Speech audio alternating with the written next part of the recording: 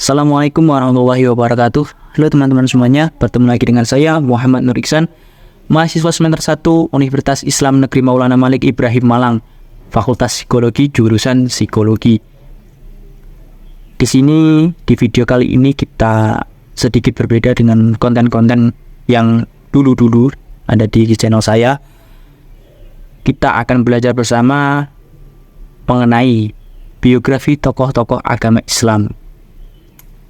Dalam video ini kita mulai dari biografi salah satu putri Rasulullah, yaitu Sayyidah Fatimah, yang merupakan anak bungsu dari rahim Siti Khadijah, yang merupakan istri pertama Rasulullah.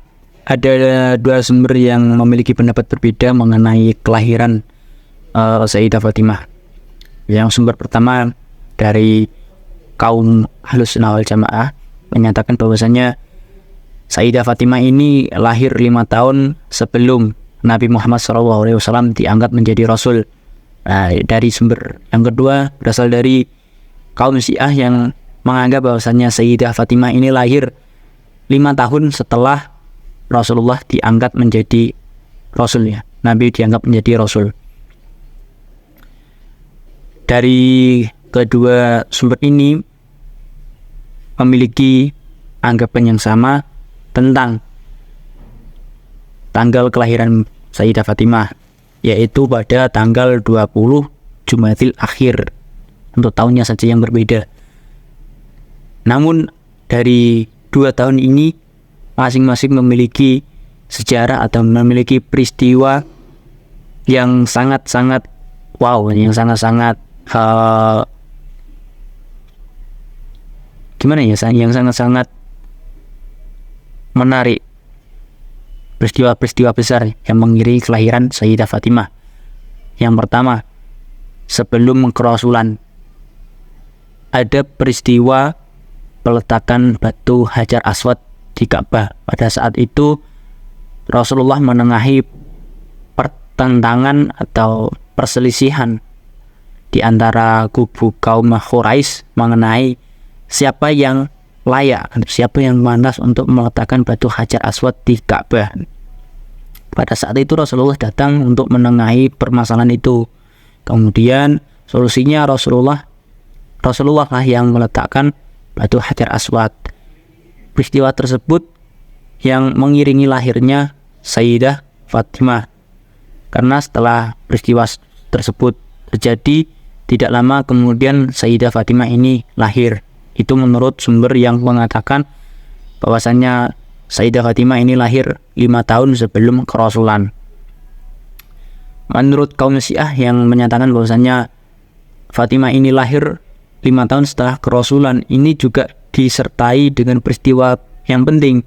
Pada saat itu ada peristiwa Isra Mi'raj, bahwasanya Rasulullah ini diperintahkan Allah untuk melakukan perjalanan atau melakukan ekspedisi dari dunia ke surga. Sesampainya Rasulullah ini di surga, beliau ini menemui sebuah pohon yang memiliki daun berwarna putih dan buahnya yang memiliki bau yang harum. Atas izin Allah, Rasulullah ini memakan buah tersebut. Kemudian setelah selesai Isra Mi'rajnya, selesai perjalanannya, Rasulullah ini kembali ke dunia, kembali ke rumahnya dan melakukan jima atau berhubungan badan dengan Sayyidah Khadijah.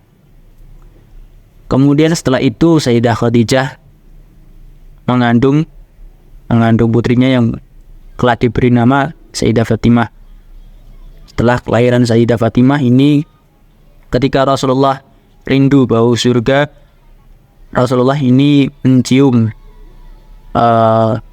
anaknya, mencium putrinya, yakni Sayyidah Fatimah.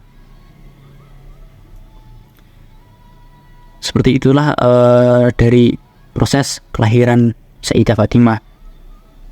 Selanjutnya, mengapa Sayyidah Fatimah ini diberi gelar Az-Zahra? Karena tadi dari peristiwa yang penting yang menyelimuti kelahiran Sayyidah Fatimah, ya akhirnya Sayyidah Fatimah ini mendapatkan gelar Az-Zahra yang memiliki arti kecantikan dan hati yang berseri. Karena setelah kelahirannya, dari awal kelahiran ini Rasulullah mendapati Sayyidah Fatimah ini memiliki keberkahan tersendiri dari raut wajahnya dan dari dalam hatinya. Begitu sejarah beliau mendapatkan gelar Az-Zahra. Ada gelar lain yang menyertai nama Sayyidah Fatimah, ini Ummu Sayyidi, artinya ibu dari ayahnya. Maksudnya apa? Maksudnya setelah ibunya Sayyidah Fatimah ini wafat, yaitu Siti Khadijah wafat, Sayyidah Fatimah lah yang menggantikan para ibunya di rumah, dalam artian yang mengurus rumah dan yang mengurus ayahnya.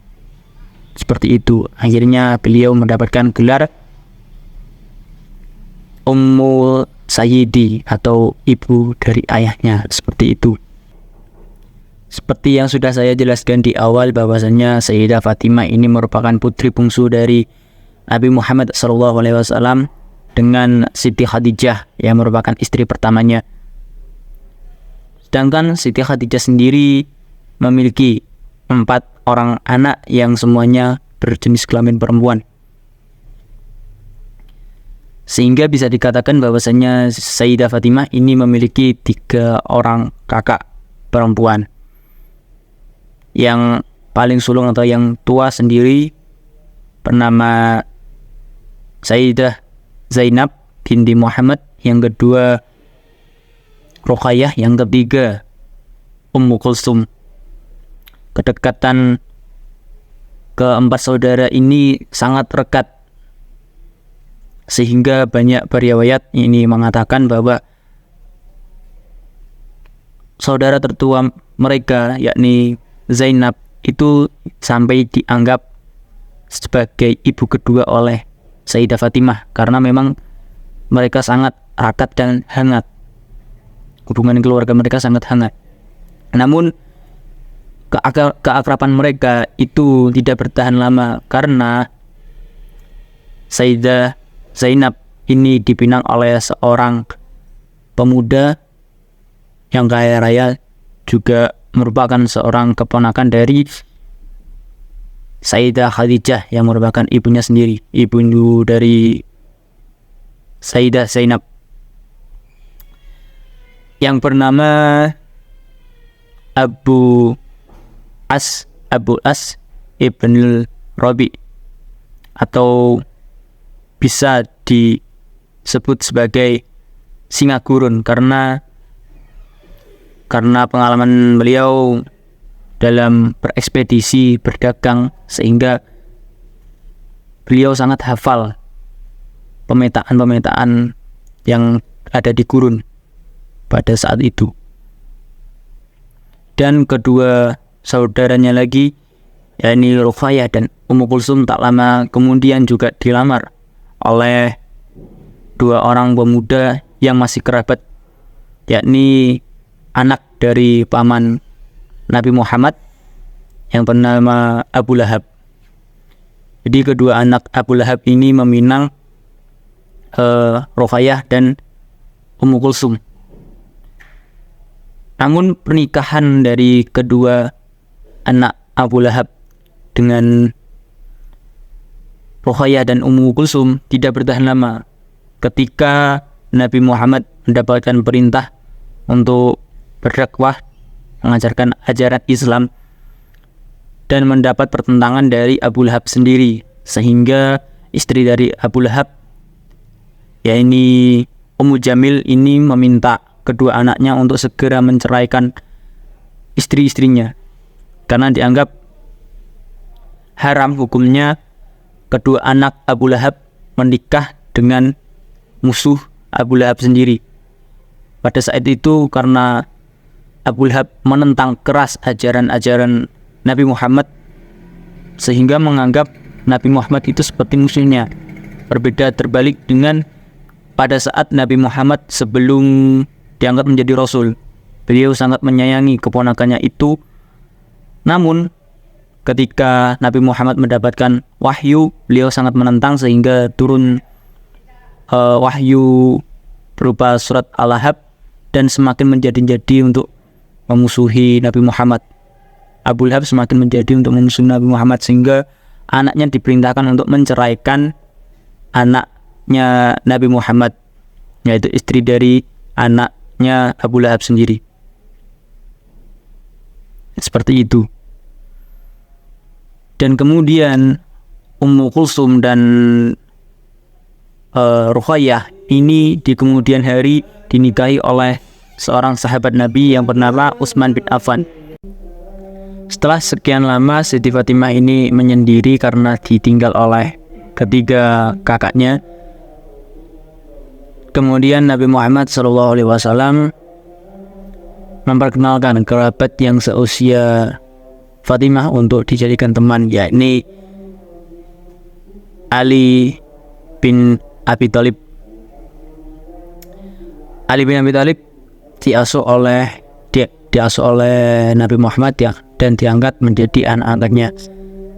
Kenapa seperti demikian? Karena mengingat peristiwa yang telah terjadi sebelumnya ya, yaitu adalah menikahnya ibunda dari Ali bin Abi Thalib. Kemudian karena dari segi ekonomi Abu Thalib yaitu pamannya Nabi Muhammad kurang, akhirnya Nabi Muhammad ini berinisiatif untuk mengadopsi Ali di rumahnya. Seperti itu. Dan juga sekaligus sebagai tanda terima kasih karena dulu Abu Thalib lah yang merawat Nabi Muhammad ketika kecil. Ketika pada saat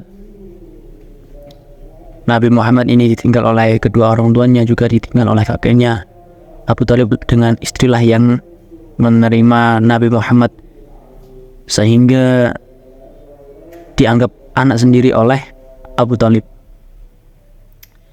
Kemudian setelah Nabi ini berkecukupan dengan dinikahi dan dengan nikah oleh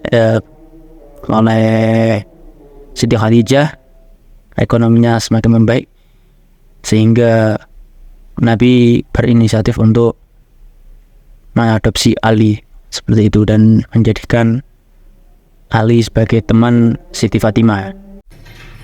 Secara garis keturunan, Ali bin Abi Thalib ini masih sepupu dengan Nabi Muhammad karena Ali merupakan anak dari paman Nabi Muhammad, yaitu Abu Thalib.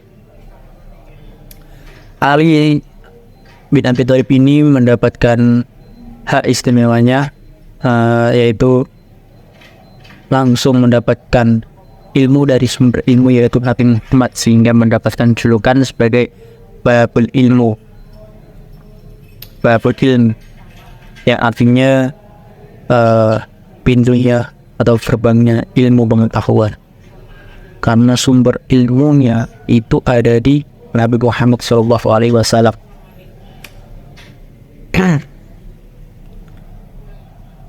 Jadi mengapa Nabi Muhammad memutuskan untuk mengadopsi Ali bin Abi Thalib? Karena salah satunya yang saya jelaskan tadi, bahwasanya Nabi Muhammad ingin membalaskan budi pada pamannya yang dari beliau kecil ini telah mengasuh beliau dan menganggap beliau sebagai anak kandung, seperti anak kandungnya. Salah satu peristiwa ketika hendak makan malam dan Nabi Muhammad pun pulang, itu sama pamannya Abu Thalib, anak-anaknya Abu Thalib, anak-anak aslinya Abu Thalib itu dilarang untuk makan. Jadi kakak Ali bin Abi Thalib ini dilarang makan dulu menunggu kedatangan Muhammad. Kata Abu Thalib, Muhammad ini juga anakku, jadi tolong tunggulah dia untuk pulang, kita makan bersama-sama. Seperti itu. Sampai segitunya Nabi Muhammad dianggap anak oleh Abu Thalib pamannya sendiri. Sehingga ketika kepergian sang bibi, yaitu istrinya Abu Thalib, Nabi Muhammad merasa sangat sedih sekali. Bahkan beliau sendiri yang mengkafani jenazah istri Abu Thalib dan menyolati. Ada salah satu riwayat mengatakan setelah kepergian istrinya Abu Thalib ini, Nabi Muhammad bertasbih sebanyak 40 kali, atau bahkan ada yang meriwayatkan juga berzikir selama kurang lebih 100 kali. Mengucap takbir selama 100 kali untuk mendoakan istrinya Abu Thalib. Dan di Liang Lahat pun Nabi Muhammad sendirilah yang turun ke Liang Lahat dan mengurus jenazahnya sampai ke Liang Lahat, seperti itu. Jadi istrinya Abu Thalib ini dianggap seperti ibu oleh Nabi Muhammad sendiri, menggantikan sosok Aminah yang telah wafat sebelumnya. Begitulah anggapan Nabi Muhammad kepada keluarga Abu Thalib. Keluarga Abu Thalib ini telah menerima anak Muhammad dengan selayak-layaknya, menganggap bahwasanya Nabi Muhammad ini juga bagian dari keluarga mereka, keluarga kandung mereka. Sehingga dengan peristiwa seperti itu, Ali dengan keadaan yatim, Nabi Muhammad berinisiatif untuk mengajak Ali, untuk mengasuh Ali di rumahnya. Jadi alasan kuat Nabi Muhammad ini ingin mengajak Ali ke rumahnya, diasuh oleh beliau, salah satunya adalah karena sebagai bentuk balas budi Nabi Muhammad terhadap Abu Thalib sebelumnya. Dengan tempo yang relatif lama Ali tinggal bersama Nabi Muhammad, menjadi kebiasaan Ali dekat dengan Nabi Muhammad. Dan ketika selama Ali tinggal dengan Nabi Muhammad, Ali juga semakin rajin membantu meringankan beban orang tua tunggalnya, yakni Abu Thalib. Tidak ada kecanggungan antara Ali dengan Nabi Muhammad, keluarga Nabi Muhammad, karena memang Ali juga merasa menyatu dengan keluarga Nabi Muhammad. Jadi satu kesatuan, menjadi satu keluarga yang utuh, sehingga tidak ada kecanggungan di antara Ali dengan keluarga Nabi Muhammad. Pada suatu hari ketika Nabi Muhammad sedang beribadah sholat dengan istrinya, yakni Siti Khadijah, Ali menyaksikan keduanya itu sedang beribadah.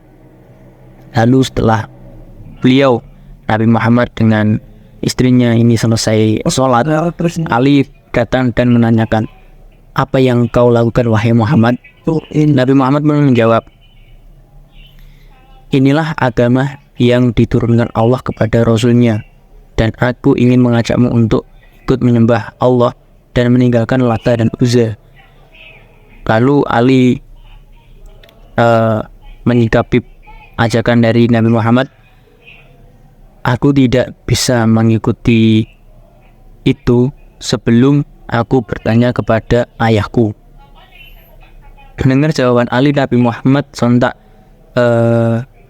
sedikit khawatir akan tersebarnya berita ini kepada orang lain sebelum waktunya. Nabi pun berkata, "Wahai Ali, jika kamu belum berkenan ikut menyembah Allah denganku, maka jangan sebarkan berita ini kepada orang lain." Pada malam harinya, Ali ini tidak bisa tertidur karena memikirkan apa yang dikatakan oleh Nabi Muhammad, apa yang dikatakan oleh sepupunya tadi. Namun di sisi lain Ali ini juga sedikit terbuka hatinya karena memang Nabi Muhammad tidak pernah berbohong. Orangnya sangat jujur, sangat alim dan ramah, sehingga Ali pun sedikit terbuka hatinya dan menerima sedikit demi sedikit apa yang diajarkan oleh Nabi Muhammad. Karena selama ini Nabi Muhammad juga yang telah mengasuh Ali, mendidik Ali dengan ilmu-ilmunya.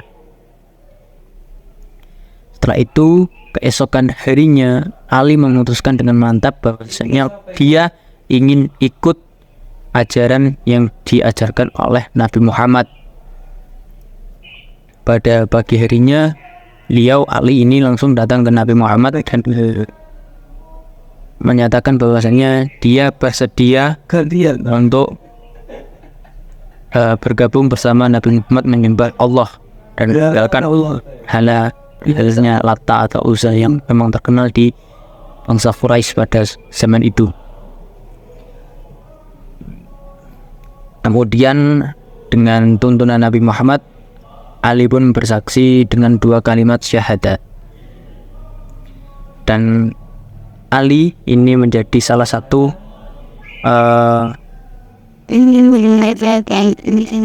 sabiquna awalun dari golongan remaja, karena pada saat itu memang usia Ali sudah menginjak usia remaja.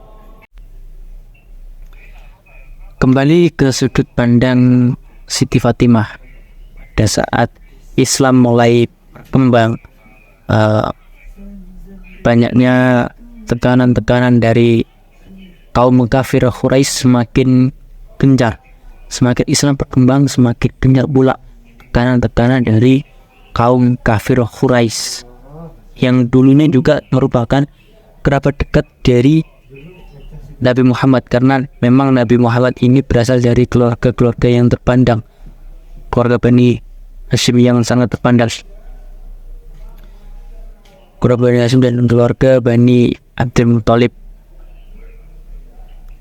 Namun setelah Nabi datang membawa ajaran baru, orang-orang Quraisy yang awalnya ini dekat dengan Nabi Muhammad malah justru sebaliknya, justru memusuhi dengan sangat besar karena menganggap Nabi Muhammad ini menjidrai ajaran-ajaran nenek moyang mereka. Sehingga pada puncaknya kaum kafir Quraisy ini memboikot Bani Hashim dan Bani Abdul Muthalib, sehingga keluarga Nabi Muhammad serta kerabatnya juga pengikutnya ini terasingkan, diboikot dan terasingkan. Dalam pengasingan tersebut nampak kesedihan mulai terasa oleh Siti Fatimah karena ibundanya tercinta Siti Khadijah mengalami sakit-sakitan dan lemas.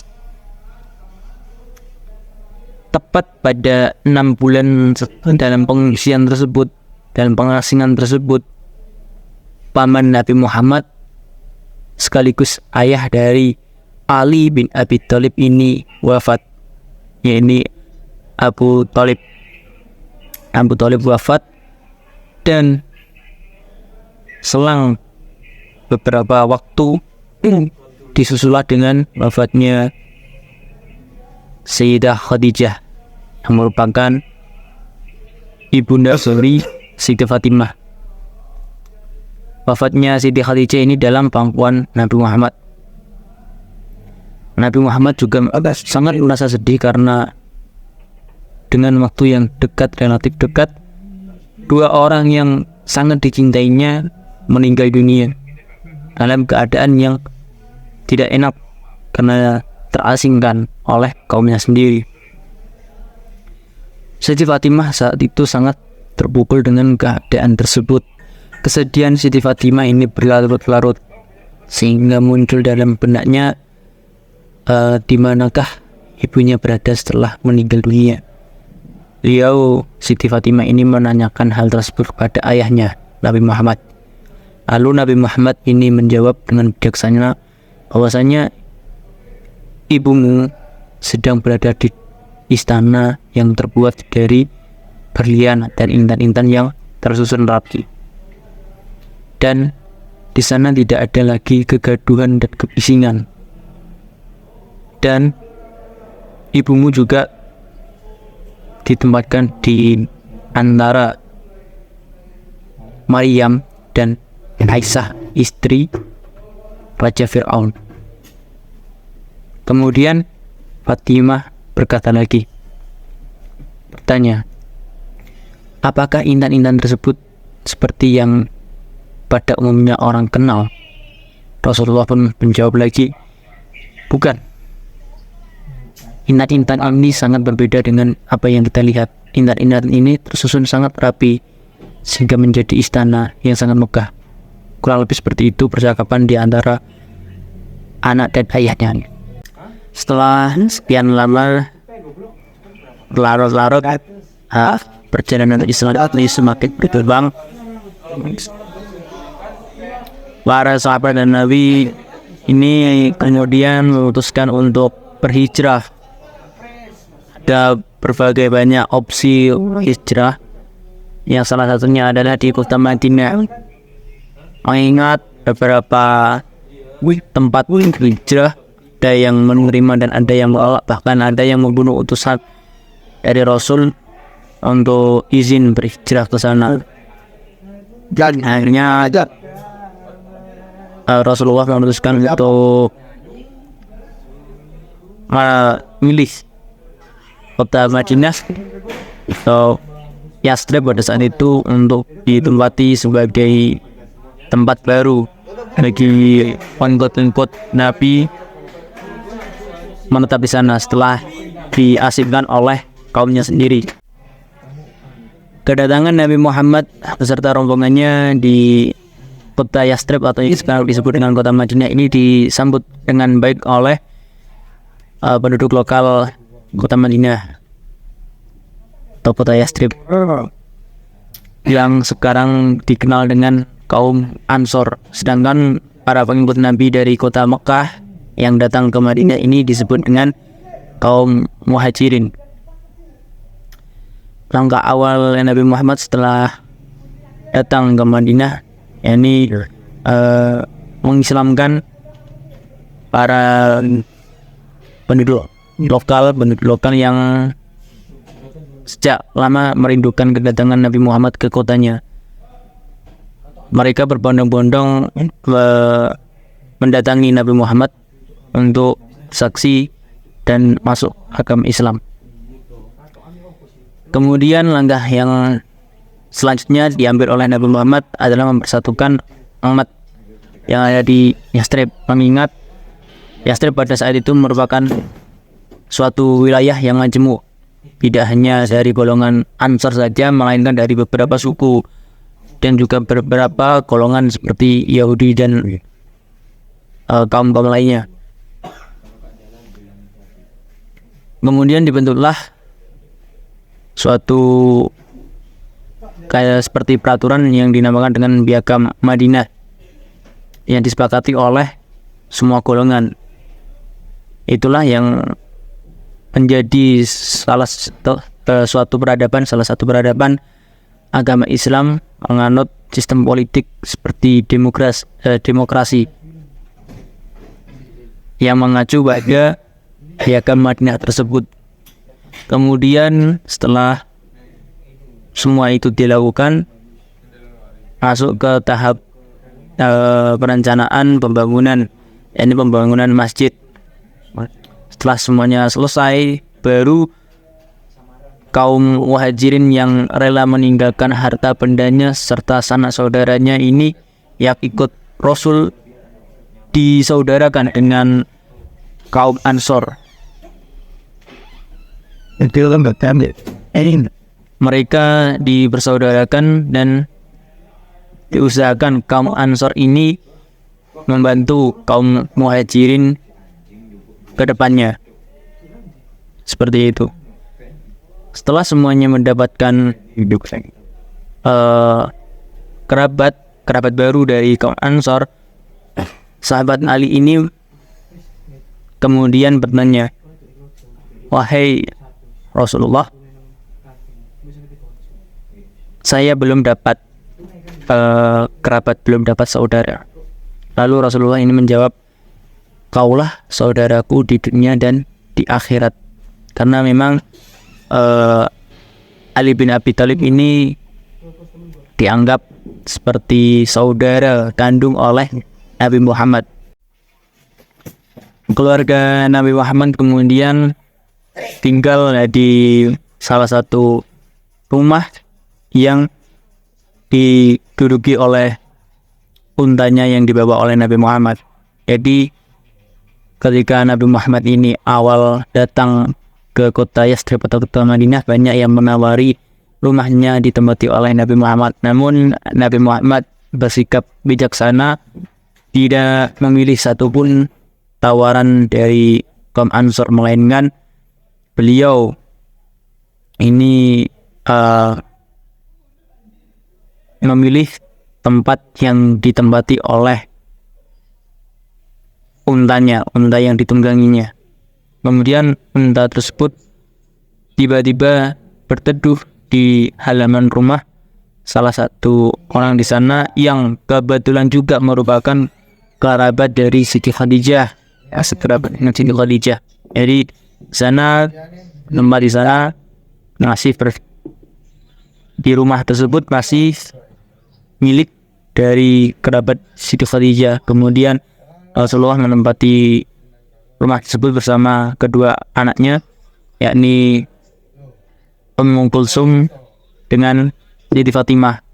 Kenapa mereka berdua? Karena Ruqayyah sebelumnya meninggal dunia sebelum peristiwa hijrah ini.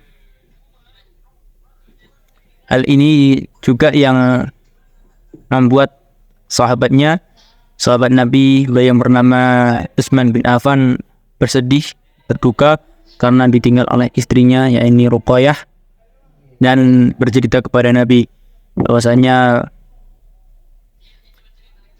Utsman ini merasa tali kekeluarganya sudah putus dengan Nabi karena Ruqayyah meninggal dunia. Oleh karena itu Nabi ini menikahkan putrinya yang satu lagi yang bernama Ummu Kulsum pada Utsman bin Affan. Nah, dari sinilah Utsman bin Affan mendapatkan gelar dua rembulan, yang memiliki dua rembulan, yang artinya Utsman bin Affan ini menikahi dua putri Rasulullah sekaligus.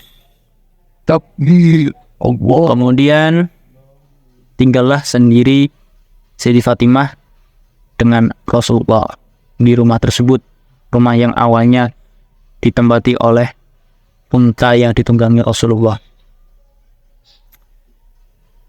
Lama berjalannya waktu, Siti Fatimah merasa ketenangan yang dirasakan di sana, karena memang tempat itu juga dulunya tempat tinggalnya Siti Khadijah dan kerabat-kerabatnya. Daripada di kota Makkah, berbeda sangat jauh keadaan di Madinah yang sangat tenang. Menginjak usia dewasa, usia 18 tahun, banyak para sahabat sini menginginkan Siti Fatimah dijadikan istri atau dipinang. Karena memang pada saat usia 18 tahun, Siti Fatimah memang matang-matangnya usia wanita. Berkembangnya, parasnya, dan juga kedewasaannya dalam bersikap sangat menarik perhatian para sahabat pada kala itu. Akhirnya sahabat yang pertama kali peminang Siti Fatimah ke Nabi Muhammad adalah Abu Bakar As-Siddiq. Namun Abu Bakar ditolak oleh Rasulullah. Kemudian Abu Bakar berjalan bertemu dengan Umar bin Khattab, yang ternyata Umar bin Khattab juga tertarik kepada Siti Fatimah dan ingin melamar. Lalu Umar bertanya kepada Abu Bakar, gimana caranya agar saya ini bisa meminang Siti Fatimah? Kata Abu Bakar, silakan datang langsung kepada Rasulullah. Itu Umar memberanikan diri untuk datang langsung kepada Rasulullah ke kediamannya, dan lagi-lagi Rasulullah menolak pinangan Umar bin Khattab. Kemudian dua sahabat tersebut sudah berlalu dari kediaman Rasulullah dan bertemu pada seorang sahabat yang sangat kaya raya pada saat itu. Dia disuruh untuk menghadap Rasulullah karena kekayaannya tersebut akan membuat dia jauh lebih kaya di dunia dan di akhirat ketika mendapatkan hubungan tali kekeluargaan pada Rasulullah. Ketika pemuda tersebut mendatangi Rasulullah, lagi-lagi Rasulullah menolak pinangannya. Alhasil tiga sahabat ini tertolak pinangannya untuk melamar Siti Fatimah. Kemudian hari Siti Fatimah tumbuh lebih besar, lebih dewasa. Beliau mulai mengerti apa arti dari pernikahan, apa hakikat dari pernikahan, dan beliau ini berusaha untuk memantaskan diri agar bisa menjadi istri yang berguna seperti ibunya Siti Khadijah dan ketiga kakaknya, menjadi seorang istri yang mulia dan benar-benar pantas bagi seorang laki-laki mukmin dan beriman.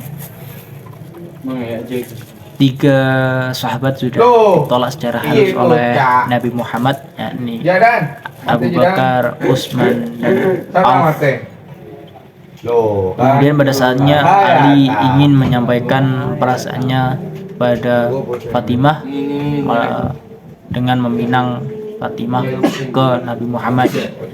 Banyak yang meriwayatkan Ali memberanikan diri karena dorongan dari keluarganya. Jadi Ali ini memberanikan diri untuk melamar Siti Fatimah ini berkat dorongan dari keluarganya. Namun dari riwayat lain menjelaskan bahwasanya Ali ini mendapatkan dorongan dari teman-teman lainnya, dari sahabat-sahabat lainnya, termasuk juga ketiga orang tersebut, Abu Bakar, Umar, dan Auf. Mereka yakin bahwasanya kedudukan Ali yang sebagai salah satu orang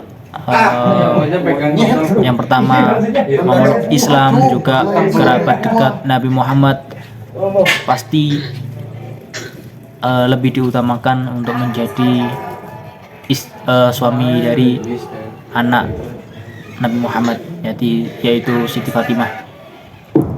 Akhirnya dengan dorongan-dorongan dari temannya tersebut, Ali memberanikan diri untuk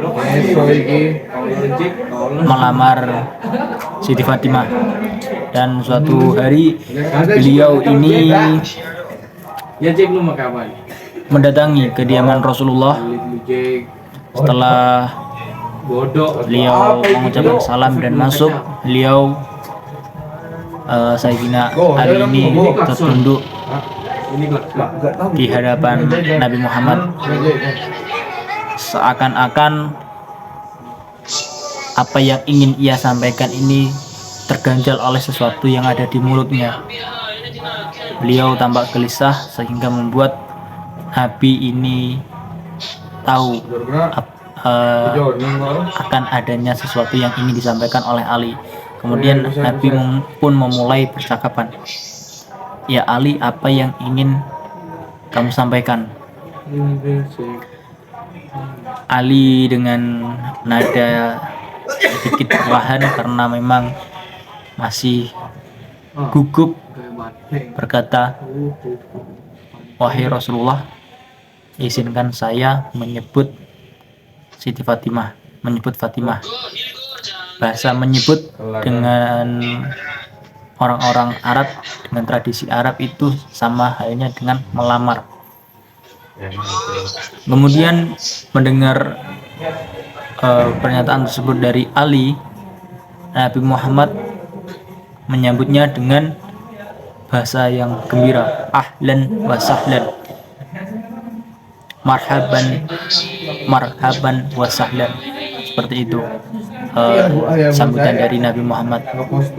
Namun tidak ada sepatah kata lagi yang terucap dari mulut Nabi Muhammad, yang membuat Ali ini menjadi bingung akan jawabannya, ditolak atau diterima oleh Nabi Muhammad, pinangan Ali. Kemudian setelah mendengar jawaban dari Nabi Muhammad, Ali memutuskan untuk berpamitan keluar rumah. Ketika Ali ini keluar rumahnya Nabi Muhammad, Ali disambut oleh beberapa sahabat Nabi atau teman-temannya, seperti Abu Bakar, Umar, dan Auf, juga para sahabat Nabi yang lainnya. Para sahabat ini bertanya, apakah jawaban dari Nabi? Apakah kamu ditolak atau diterima? Ali tertegun dan bingung ingin menjawab apa. Akhirnya beliau menjawab apa adanya, bahwasanya Nabi ini hanya berkata marhaban ya ahlan, tapi tidak ada kata-kata yang menyertainya. Mendengar jawaban Ali, sontak semua para sahabat, semua para teman Ali ini merasa gembira dan kegirangan karena salah satu temannya ini diterima menjadi keluarga oleh Rasulullah, seperti itu. Dan mendengar pernyataan dari para teman-temannya ini membuat Ali menjadi bersemangat lagi untuk menjadi bersemangat dan gembira untuk kedepannya, untuk jalan yang lebih serius lagi. Untuk meyakinkan hati Ali, besoknya beliau Sayyidina Ali ini mendatangi lagi kediaman Rasulullah untuk menanyakan hal yang sama. Ketika Ali ini sampai ke kediaman Rasulullah, disambut langsung dengan Rasulullah. Bagaimana Ali? Apakah ada yang ingin kamu sampaikan lagi? Setelah itu Ali menjawab kurang lebihnya begini. Ya Rasulullah, apakah aku diterima menjadi menantumu? Atau bahasa lainnya, apakah aku bisa menjadi istrinya Fatimah? Seperti itu. Lalu Rasulullah menjawab, apa yang kamu punya untuk melamar putriku? Seperti itu, kurang lebihnya seperti itu bahasanya. Kemudian Ali ini menjawab, saya tidak punya apa-apa. Kemudian Rasulullah ingat pada saat perang Badar, Ali mendapatkan hak rampasan berupa baju besi. Kemudian Rasul ini berkata kepada Ali, ya Ali, tolong ambilkan baju besi dari Rasul rampasan perang Badar, apakah masih ada di rumahnya? Ali menjawab, baik Rasulullah, masih tersimpan rapi di rumah saya. Kemudian Ali bergegas pulang menuju rumahnya dan mengambil baju besi tersebut. Kemudian setelah baju besi itu didatangkan, Rasul menyuruh Ali untuk menjual baju besi tersebut sebagai bentuk mahar, dan sisanya nanti dipakai untuk persiapan pernikahan. Setelah Ali datang ke kediaman Rasulullah dengan baju besi, Rasul berkata, serahkan baju besi ini kepada Fatimah. Dengan kata lain, Rasulullah menyuruh Ali untuk menjual baju tersebut kemudian dipakai sebagai modal pernikahan. Kemudian Ali bin Abi Thalib ini menjual baju besinya ini kepada Utsman bin Affan, dan oleh Utsman bin Affan dihargai senilai 470 dirham. Yang modal dari penjualan ini dipakai untuk bekal pernikahan. Lalu setelah semuanya siap, Rasulullah ini mengabarkan kepada Siti Fatimah bahwasanya dia akan dinikahkan oleh ayahnya kepada Ali bin Abi Thalib. Jadi dinikahkan kepada Ali bin Abi Thalib.